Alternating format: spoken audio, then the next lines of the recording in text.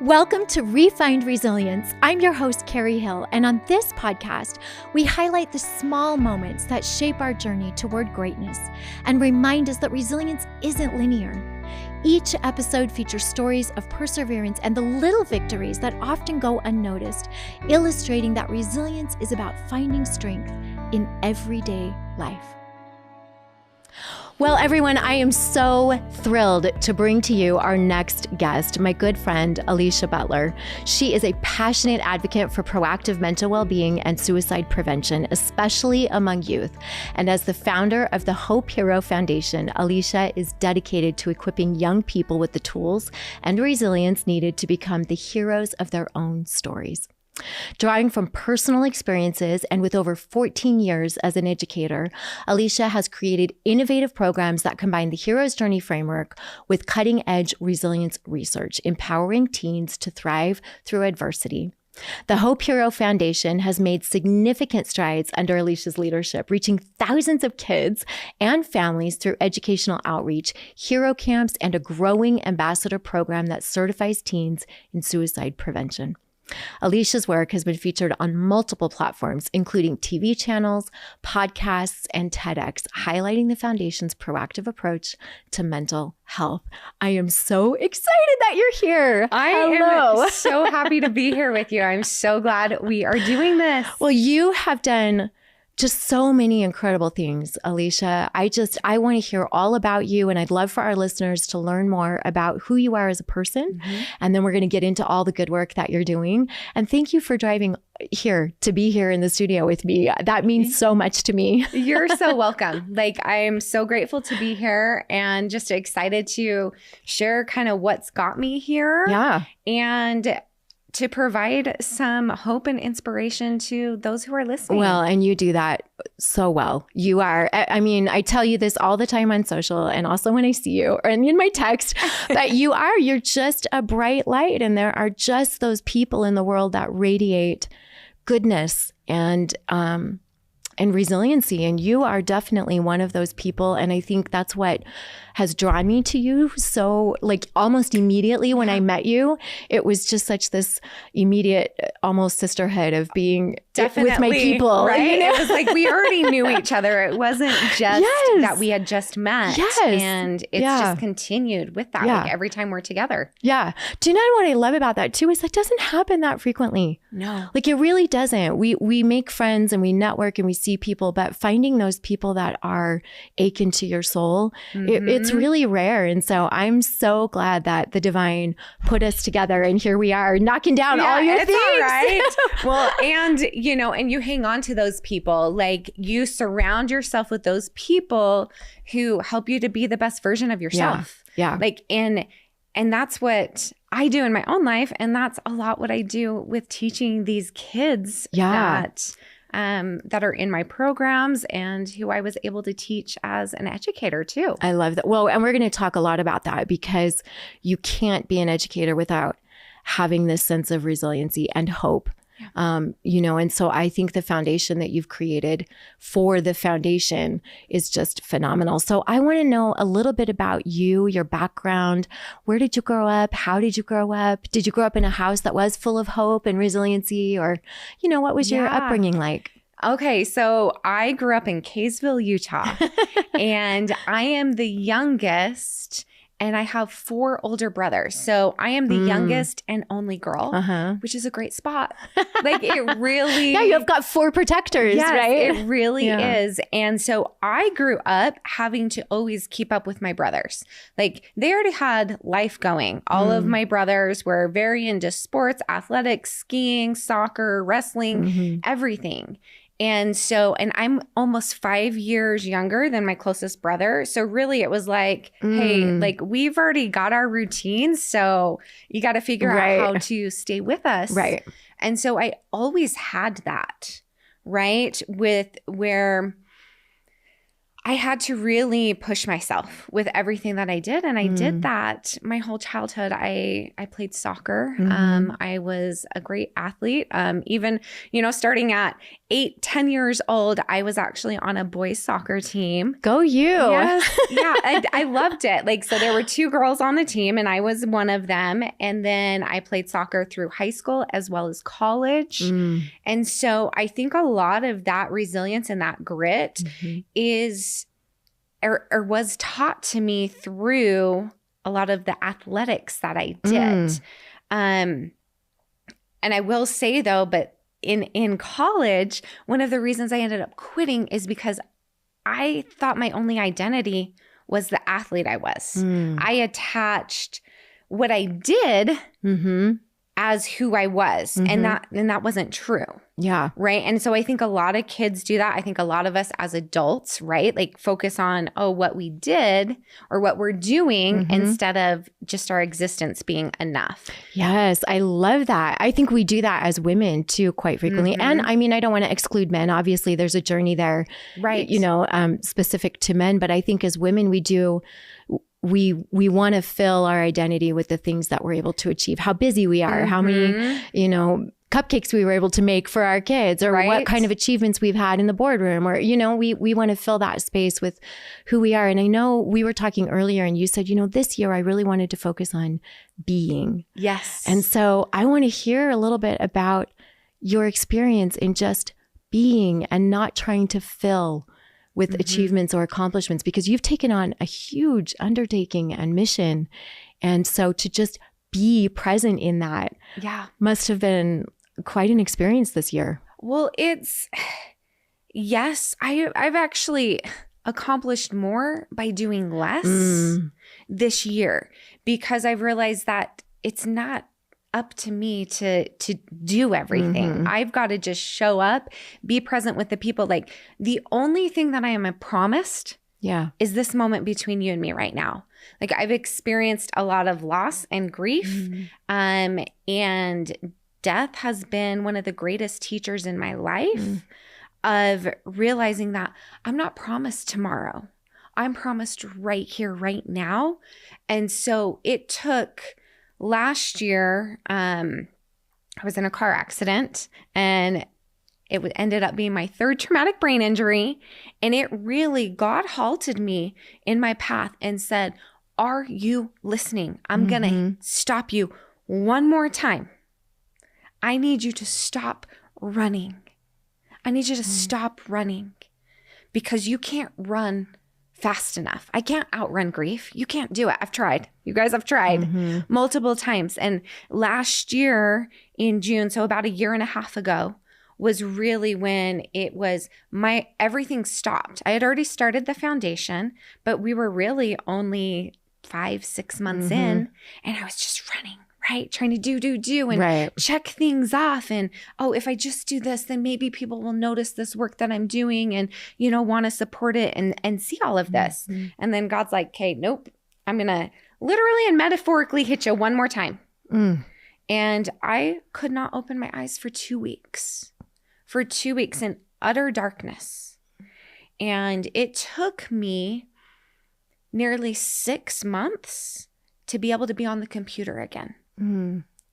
So when I say that, and then even when I was able to get on the computer again and create, the curriculum, the workbooks, everything that has been created through, the foundation and through my business, the only way that that's happened is because I've just settled and gone, do you know what? When it comes through me, that's when I'm going to do stuff. I'm not going to force anything anymore. And so being like all year in 2024 was I am being. And in all of my conversations, everything that I do, I want to be right here, right now. There's so much in that story that I could ask you, Elysia, because I can imagine that's really what a terrifying experience, first of all, to not be able to see for 2 weeks, and to just be with your thoughts constantly and not have any visual in front of you. Was there a lot of, I guess I don't want to say strategic thinking, but what thoughts came to you in those 2 weeks that were clarifying for you? Well, I do suicide prevention, and really I've battled with darkness before, right? I understand that. I've been through it with my own son who wanted to take his life when he was 7. I understand the darkness with that. I understand, the darkness of never feeling like you're enough, right? And losing my sister-in-law in 2016 to an overdose. And really in those moments where you're really left alone with your thoughts. And most people, that's why we're addicted to the phones, right? We don't want to be alone with our thoughts. We want things to distract us from what we're actually thinking about. Yeah. And in that darkness, I realized and remembered what it's like to not want to live. I really felt that deep connection going, I remember what it's like, and I understand why people want to say, hey, it's enough. I'm done. I can't do this. And I really think that recognizing that and just feeling the intensity of those emotions again, because I had worked through those, right? But it brought me back to that, and having to dig myself out once again of that dark cave. I talk about the hero's journey stuff, right? So Joseph Campbell says, in the cave you fear to enter holds the treasure you seek.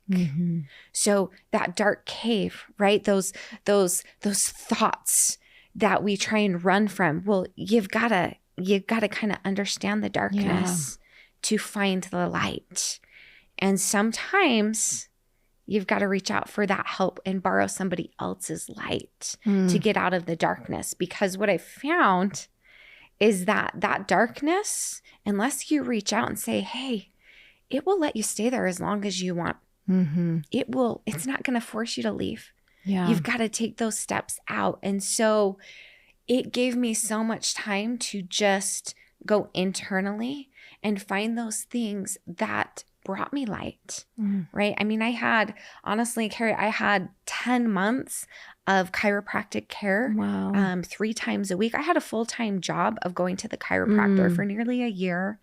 18 weeks of vision therapy, neurotherapy. There were so many things that what has been created with this foundation should not have been possible. But here you are. But here we are, right? Here we are. Yeah. We focus on resiliency in this podcast. It's called Refined Resilience because we have to keep refining our resilience. And what you have described is, to me, a very visual story of you having to climb out of that consistently 3 times to have a traumatic brain injury. And I love what you said about, the darkness will let you stay there as long as you want to. It's not your friend. It's not your foe. It's nothing. It's just nothing, right? How did you, so when you're sitting there with your eyes closed and you're having this full-time job of going to heal your body, I can imagine, Elysia, that's so exhausting spiritually, mentally, emotionally, on every single plane. How did you find the grit? Let's just go back to you saying, you grew up in athletics and with brothers, and you really tapped into that grit, if you will. How did you tap into that in those moments where it was just so heavy? Some days it was really hard, and some days I didn't, right? Because you can't always be in that. There's the parallels, right? You have the dark, you have the light. You've got to have the opposition kind of in all of those things. But I think a lot of it came back to that I knew I was called to do this because of the life experiences that I had. And I call it real life resilience. Yeah. Right? Because there's parts of talking about it, right? And saying, oh, well, you can do this, this, and this. Even if someone hasn't been through it, they're telling you how to do it when they haven't experienced it.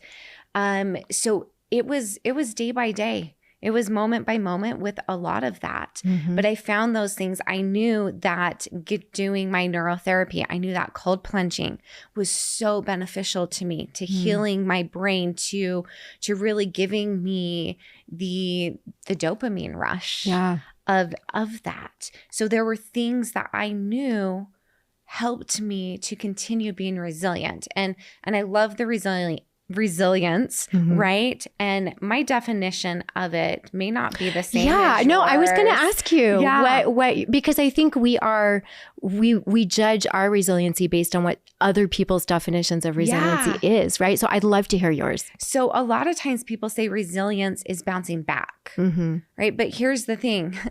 I won't be the same person I was before my traumatic brain injury. Right? I won't be the same person before and if we end up getting into this of me losing my dad, right? There's certain things and moments, and sometimes it can be just a conversation that happens that sparks something where your thinking, your ideas are not going to be the same they were before that moment. So my definition of resilience is bouncing forward and moving through adversity. So it's not just bouncing back. We're moving forward. I love that. Right? Yeah, I've never really looked at bouncing back as being coming back to what you were before, because the reframing of what you are now has to be so different. We never want to hold ourselves to where we were before ever, right?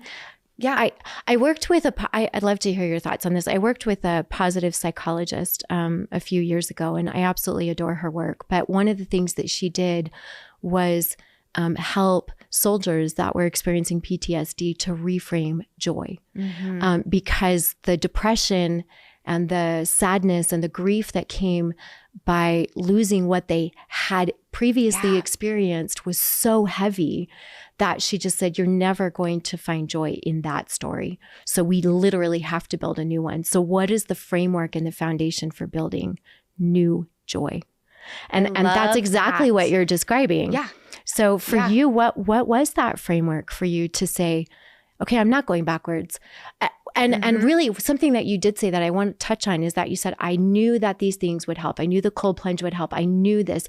So maybe going back to some of the things that we do know that logic says, no, this did work before, right? Because we can get caught up in that darkness, that emotional heaviness, right? And so relying on logic seems to be what you did. And I would love to know how you tapped into it.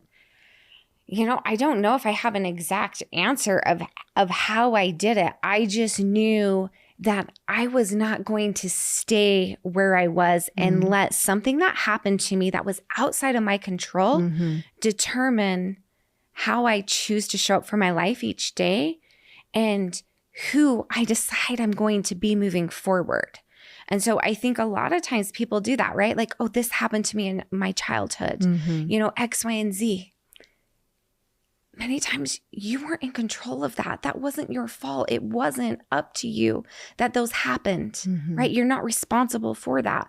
But I think, and how I view it is that I may not be responsible for that happened, but I am responsible for what happens next. Yeah. And so really just going, okay, what can I do today? One thing, what one thing can I do today that is going to change my outlook on my current situation, right? It may not change the whole thing, right? But it's always those, you know, and I tell my kids this all the time, my personal kids, you know, I've got 3 and then all these kids that I'm supporting, but you're always one decision away from a completely different life. And you may not know what that decision is because in that moment, you may not see the impact of it, but those little things done over and over that nobody sees you doing. That's where the magic is. Yes. Right? Because most of the things that, you know, people see me doing or you doing, like, aren't really the things that I do every single day behind closed doors. Like, they may get glimpses of those, right, with things. So really, I don't know if I can pinpoint like what spurred me to it. I think a lot of it is that background information of going, okay, yes, this worked before. So if it worked this time, then maybe it can work again. Maybe it won't work exactly the same way. Yeah. But I can pivot, I can shift along the way. Like so many times people think, oh, if I, they're sometimes afraid to change. And I think changing is actually the most important thing to do in life.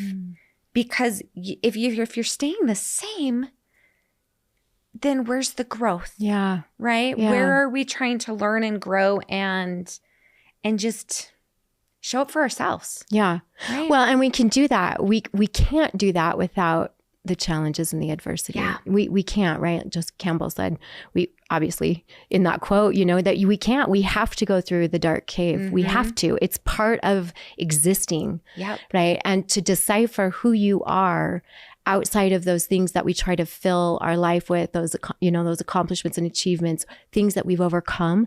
I think sometimes we can also get caught in the story of who we are. And we can take a lot of pride in that, well, we've overcome this and we've overcome that. And I think sometimes that's not even real, because there's a million other things that you still have to overcome. Yeah. But I do, having said that, I do think there's this beautiful sense of pride that you can look back and say, but I did do that. And so I know that I can make it to the next thing. Right. And with a sense of humility instead of bolstering you. And it does that make sense? Well, and it gives you that hope, right? And we talk about this where it's like, hey, I may not know exactly how I'm going to do it. Right. I don't know necessarily the next steps that I'm going to take, but I'm going to take this one and it's going to open up a door to something else that can either support me or maybe it doesn't. And then I'll go, okay, well, cool. That didn't work. And let's try again. Yeah. Right? And how do you take that step is that you go back. So I guess, we could say bounce back in your thoughts and your memories of like what got you through the first time and the second time and the third time, and pulling from that to take that next step forward because you don't know what's coming. Yeah. We were talking, earlier about hope you mentioned, and I really want to know what your definition of hope is, because your entire foundation is around hope. And, for me, it's that thing that's always over the hill. It's always over there, right? And I'm working towards the thing that I'm hoping for.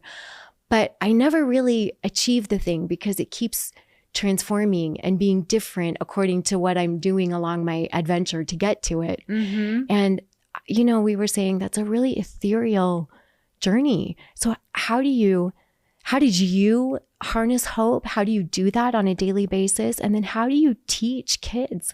Because part of suicide prevention this is everything, is to believe in that hope. And so, how did you tap into it? And then how do you teach kids about hope? Yeah. And I loved how we kind of talked about this before, because it's not a tangible thing. We're talking about my background's an English teacher, right? So we've got like the concrete stuff, like stuff we can touch, right? But hope is an idea, right? And so it's really in connection with, like freedom, right? Freedom and hope, and those things that we can't necessarily put, something on, but it's that feeling within us, that feeling that just goes, no, it propels us forward. Yes. Right. It's that intangible thing, but we all know what it feels like. Right. And I do feel like there have been moments where I've really felt it, especially with what I do when I have a teen come up to me and hug me and tell me, you've saved my life. That's the tangible form of hope. That through something I've said or how I've shown up for a kid, that they now believe enough in themselves that they matter, that they're enough. So hope, I think, can take so many forms for so many different people. Like I was just thinking, I have my butterfly necklace. Like this is a tangible form of hope to me. This is the last present I was given by my dad. So when I see a butterfly, when I touch this, there's hope for something brighter. There's hope that it's going to be okay. There's hope that I can get through this. You know, just like I don't know who came up with this, where the science is behind it, but you know, the effect, the butterfly effect, right? One wing, right, can make a difference. And so really it's that one conversation, that one moment that I have to ignite that hope maybe in someone else. And then how I teach that, I think, is really embodying it, right? With a lot of the things that have happened, showing up first and foremost for that child. It's not about me. It's about them, right? Making sure that they're seen, they're heard, and they're valued. Like that is what I do for kids. And it started in my classroom before I even knew any of the science, any of the research behind it. I mean, my degree's in psychology. So and then in English. So I blended the two my whole career.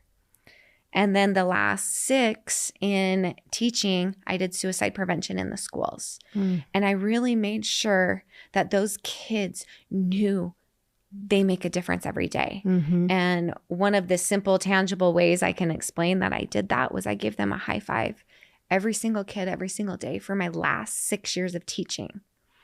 And so many kids have responded to me that they remember. I actually have a couple of our ambassadors who are now, they're 20, but I taught them in 9th grade. And we just randomly ran into each other. And they go, that made the biggest difference in my life because you were the only one who saw me. You were the only one who noticed me during those times where I felt unseen.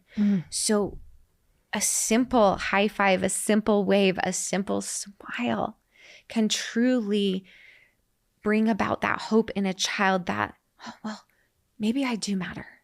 Right? Gosh, Elysia, that's so powerful. Like I feel that sitting here with you. I feel the love and I feel that love that you have for those kids. And I don't think there's any other gift that you could give a kid than to see them and let them know that they are individual, unique humans. And for you to be able to embody that hope for them. You know, I've never really attached hope with a person, with a thing. But the visual of that is so beautiful.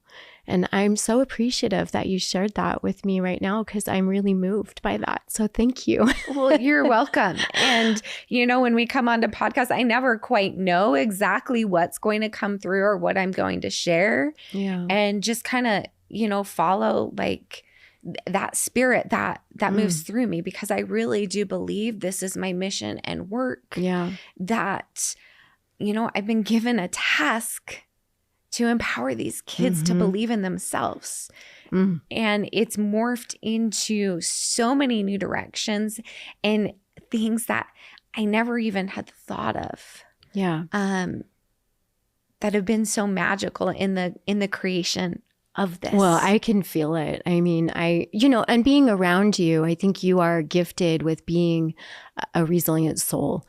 Some of us have to work much harder to be that, you know, resilient and tap into that grit. And I think it's a gift, literally an essence of your soul that you can show up and represent what resilience is just by being yourself. Yeah. And it's so beautiful. So I really feel that. I feel your calling. I feel how powerful that is. And I can feel God working in you to get this mission out to his other children. And I'm so thrilled to just be able to sit here and talk with you about it. So I want to actually talk about the program.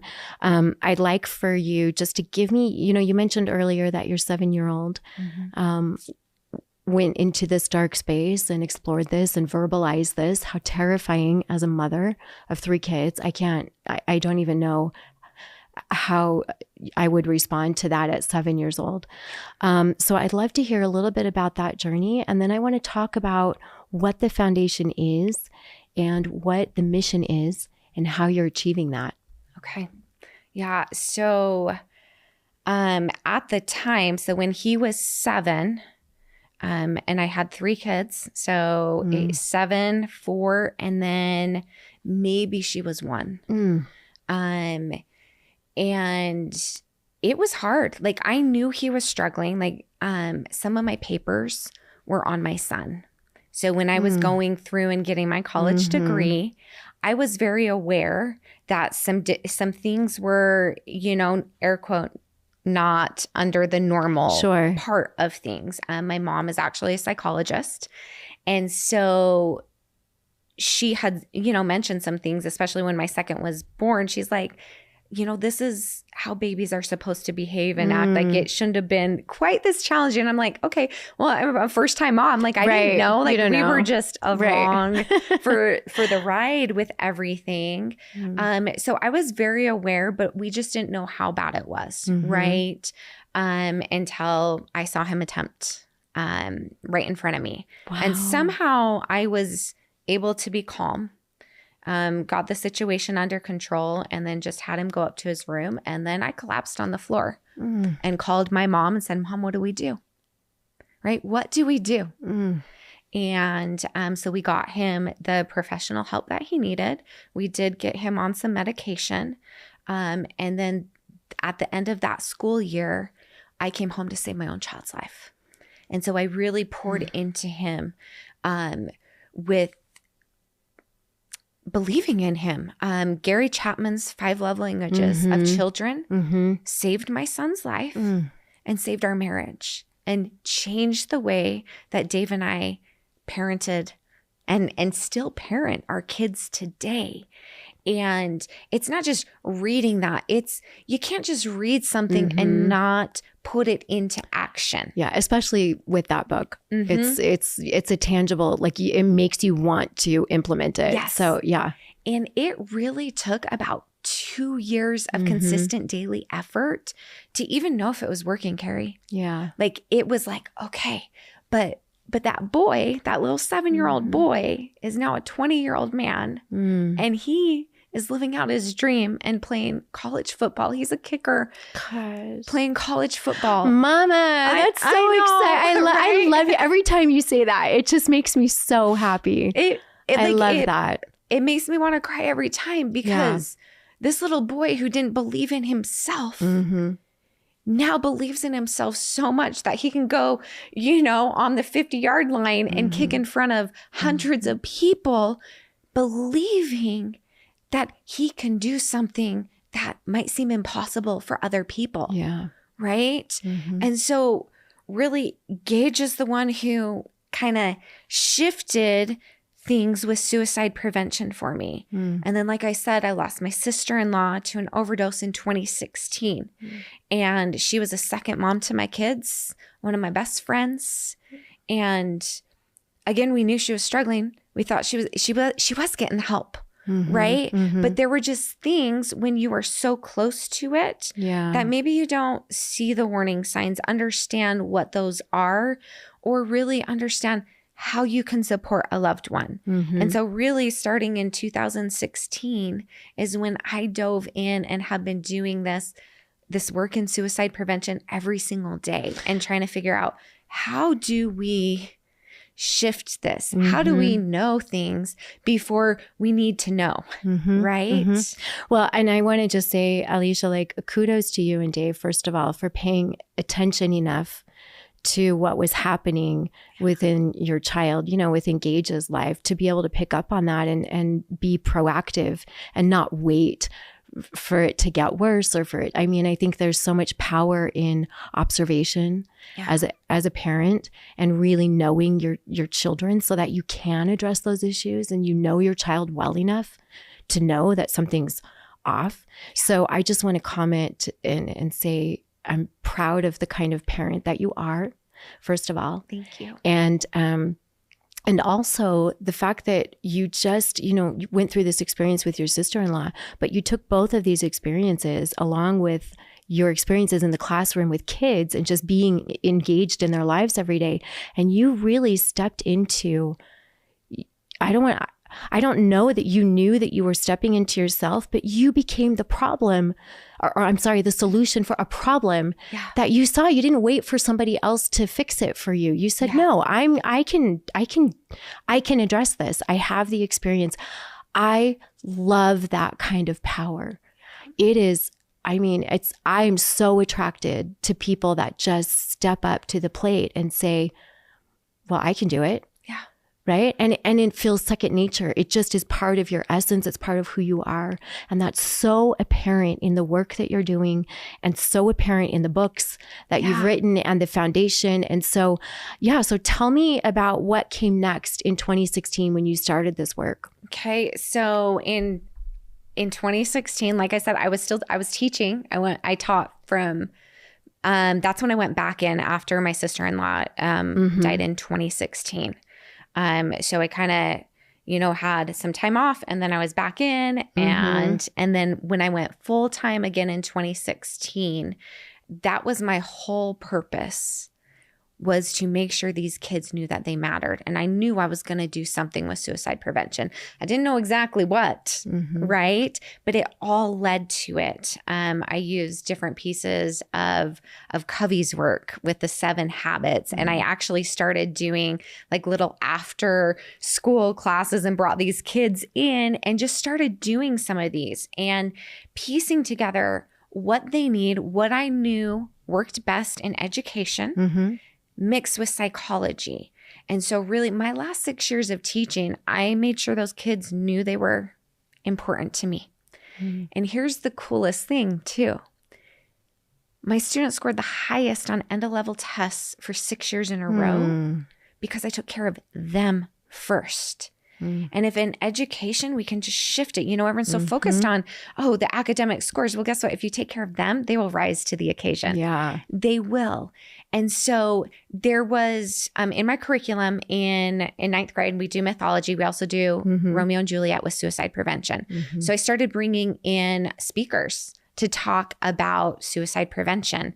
Romeo and Juliet, 2 teens take their lives, right? 6 people die that week as a result of impulsive actions, hiding things from their parents, not feeling like they can communicate, right? All of these things. And so I used that and then kind of blended that with mythology of the Odyssey, Joseph Campbell's work on the hero's journey. And I had assignments where the kids, they learned the cycle of the hero's journey. And let me just like simplify it into its simplest form. There's 3 stages. Okay. So there's that call to adventure, right? So that's the departure. Well, that's the initiation. Okay. That call to adventure where you're initiated into something. You're like, I didn't sign up for this. Right. I don't want to go, but they're going to go anyway. Right. Okay. And then there's the initiation where you're in this unknown world of going, wait, I don't know what I'm doing. I don't know where I'm going, but you find a mentor who's going to guide you along the way. You're going to have friends. You're going to have foes, right? You're going to find that cave, that time where you're like, I can't do this, right? But you're going to find that strength within yourself because the mentor can't do it for you. Like any movie with heroes, any show you've watched, it follows this pattern. So we have the initiation, I keep going with that. So initiation. Carrie, I think I just lost right there. So hold on a second. So the departure, the initiation is the unknown stuff there. And then we have the return where you rise above as the hero in your own story. And then you're now equipped with those tools to support others who may be going on similar adventures or have just been through something or going through something that you just got over. Like that. Except you have the added advantage of knowing that you can't do it for them. Yes. Yeah. So, okay. So I know I kind of like stuttered there. So let me just like recap it. Okay. So we've got that departure, that call to adventure. Then the initiation happens in those unknowns of not knowing exactly how I'm going to do it, but you're going to do it. And then you have that return of rising above as your own hero and capable of giving back and serving others. So we have this framework. The framework of the hero's journey has never been used in suicide prevention. This is how we teach resilience. the hero's journey, it is shown that when you view yourself, this is new research that came out in 2023, when you view yourself as the hero of your own story, you are more resilient, you have better overall mental well-being, and you have more hope for the future. There's so many benefits to viewing yourself as that. But if people don't understand that they are the hero in their own life, like just like those screens that we watch, right? Plug yourself in. So I always have kids say, okay, well, tell me what's the next chapter, or like, let's zoom out. Okay, you're this little character in the movie of your life. So what do you want the next scene to look like? How do you want this movie to end? And this movie may end up being, you know, that day, right? Or that month, or that school year, or that goal, whatever it is, like you can separate it and make it into smaller pieces of that. Yeah, so that you can actually move through it. Yes. Right. I love that. Gosh, that's so powerful, Elysia. And also just, we are very much in a victim society, right? We're all entitled to something, and we all should be getting something or doing something, and someone's hurt us, and we're, you know, and so going back to the hero scenario that we've just talked about, really instilling that in kids this age when they're dealing with such traumatic and huge issues. And mental health is a huge issue for kids. I mean, they're constantly in social media. They're inundated with voices that continue to tell them that they're victims of something or that they're not good enough in something. And to have somebody brilliant and full of light and hope and resilience and with a plan come into their world and disrupt it. Gosh, what beautiful growth is in that space, you know? And so I want to hear about, we only have about 5 more minutes, Elysia, but I want to hear about the actual curriculum. And I do want to I've been holding these books, or this book, Become the Hero of Your Own Story. This was the first book that you put out. This is what started the whole red sneaker impact movement, all of it. Like, I didn't know. Which I love. Right? I love that you are who you are. I didn't know it would turn into this movement of hope. I really didn't. So, but it has become so symbolic of you and just taking that one step, right? Just one step at a time, one foot in front of the other. And I love it. And then you've just had this book come out too. So tell me a little bit about this one and how it plays into what you're doing. Yeah. So the first one, like I said, you know, it came out, I wrote that for my students while I was still in the classroom because I wanted to leave them with some tools. So all of that follows the hero's journey, right? That call to adventure. It's an incredible book. Trials, and then overcoming, right? So this is how I would talk to my students. It gives what I'd say in the classroom, a quote to support, and then some things that they can put into their lives. And really what came of this next book here was because if we're going to prevent teen suicide, we can't wait till they're teens. We've got to start when they're littles.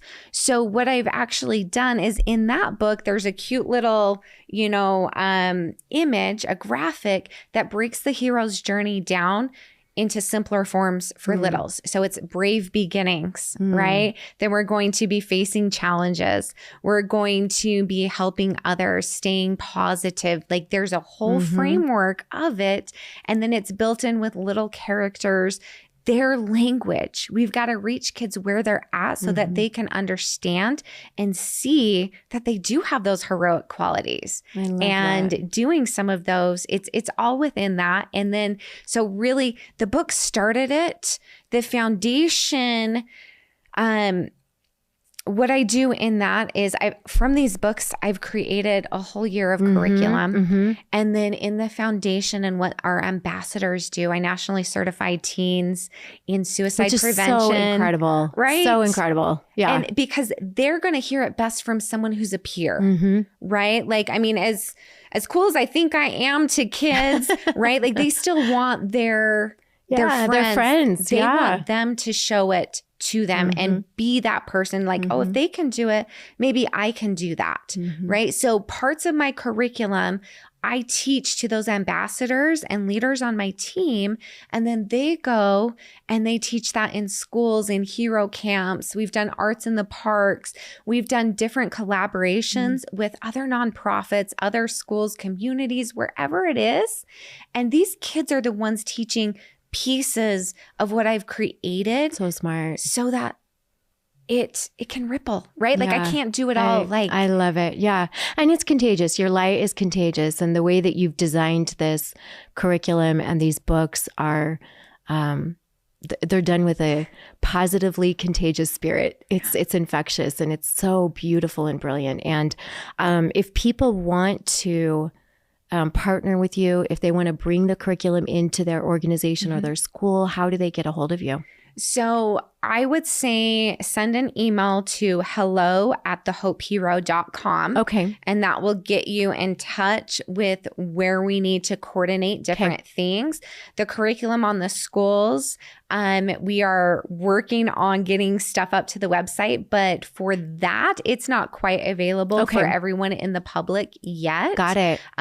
But the ambassador program, any of that, you can go to thehopeherofoundation.org to be able to get connected with us and any social media. I was just going to say, where can we find you on social? So you can go at The Hope Hero on Instagram. Really, we've got Facebook.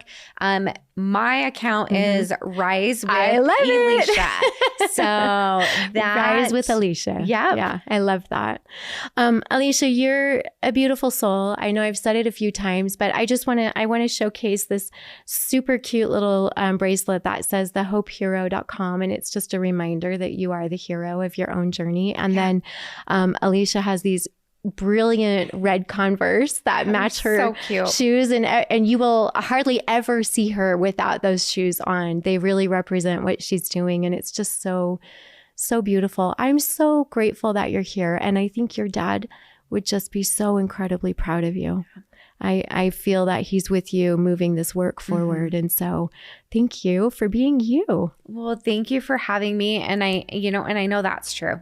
Like I do, I feel it with everything. And I just want to, these shoes, they symbolize that with every step you take, you're capable of being that hero in your own story. So when you see, these red sneakers, just remember that you are your own hero. I love that. Elysia, thank you so much.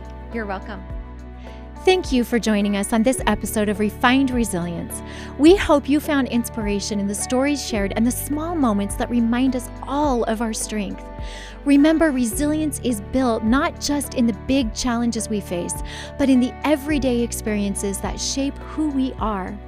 A special thanks to our sponsor, Build Them Bless, for making Refined Resilience possible. Until next time, remember, it's the small moments of resilience that make us great.